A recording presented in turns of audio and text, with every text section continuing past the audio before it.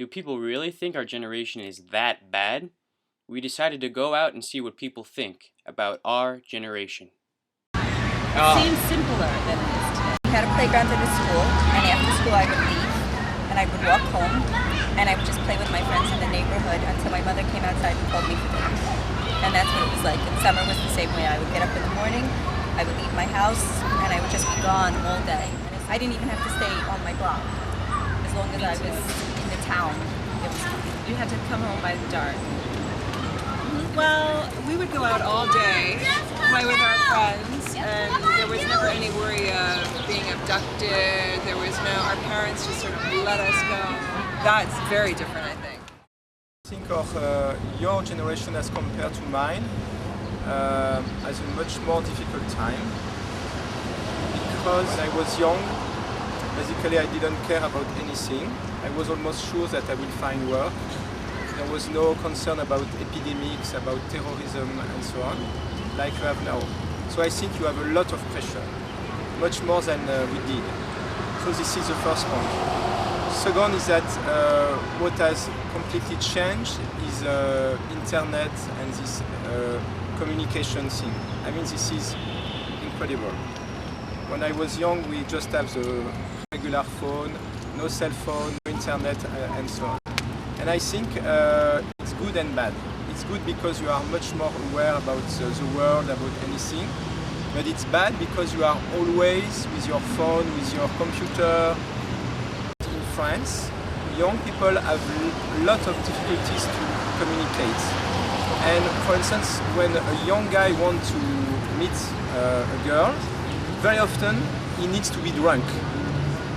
They get drunk because it's a way for them to be able to communicate.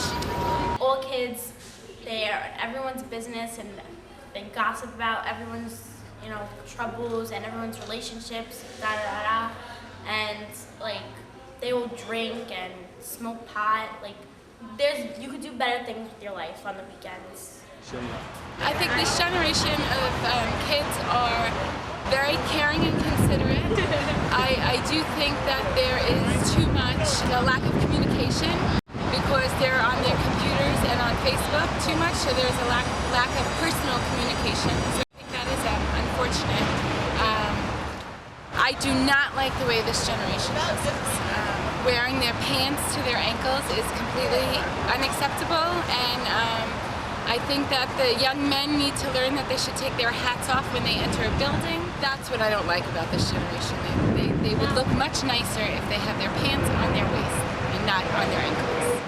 In comparison to when I was in school, I guess from a teacher's standpoint, I guess I can say that the students are definitely not as ambitious. In comparison to my own generation, today's students are more docile. But it's interesting that when I ask my students what they want to do with themselves or what they think they want to become in the future, they don't really have an answer, which, hello, is your brain on? Is something ticking, something working? What makes you excited?